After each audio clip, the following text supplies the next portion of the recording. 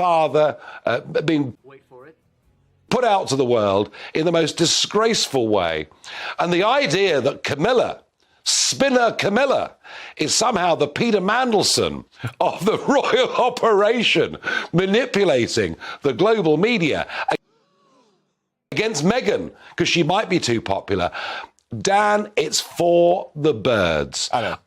The saddest thing is, he believes it's all true. Yeah, he does, because he...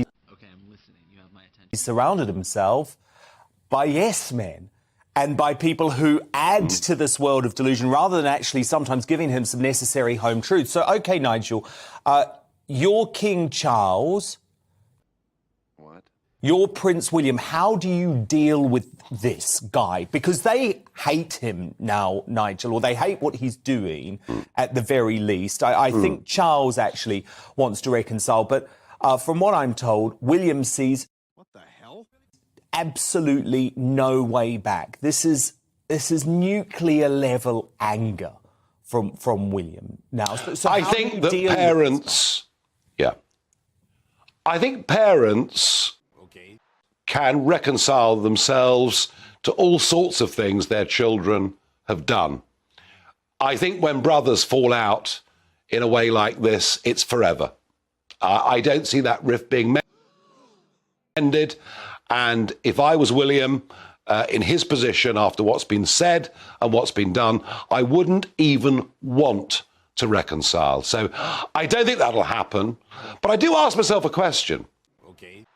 Given the moronic thing he said about killing 25 Taliban, you know, if he comes to the coronation, doesn't he present a risk to everybody? Yeah. And the crazy thing is, Nigel, is that he has spent the past 2 years slamming the royal family for putting his security at risk by taking away government-funded cops. And actually, he's done far more now with this Taliban revelation to actually put the entire royal family at risk for a number of years. It's stupidity to the nth degree, isn't it? So actually, I think he has a responsibility to stay away from the coronation, if I'm honest. Yes, I do. I do. He's put the royal family at risk. He's also put every British man and woman in our armed forces at much greater risk wherever they may be serving across the entirety of the world. And, you know, That doesn't make sense. nobody now in the army, which was his second family, will have anything less than contempt for what he has done. He is utterly friendless. He deserves to be. And I just think, Dan, people like you and I have spent too much time criticising Meghan, not recognising that it's Harry himself who has betrayed his family, betrayed his country, smashed as much as he can the legacy of his grandmother, the Commonwealth. He is the real bad actor in all of this. Oh, yeah, absolutely. You can't blame Meghan for this. Absolutely not. This was all the work of Harry. Fascinating, Nigel. It was a brilliant show tonight. And, of course, Nigel, back at 7 p.m. tomorrow night here on GB News. My What the Farage moment concerns the royal family and, of course, Meghan Markle. Remember, she moved off to the west coast of America because she wanted a quieter life. Quite why, then, in that regard? She goes on doing major interviews. I just don't know. The latest one, a 6,400-word piece with an American magazine based in New York.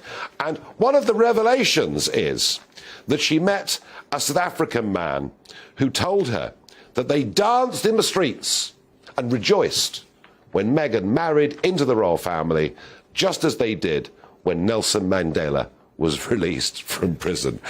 I don't think we've ever come across anybody in any walk of life, let alone the royal family, with such an overinflated sense of her own worth and self-importance as Meghan Markle.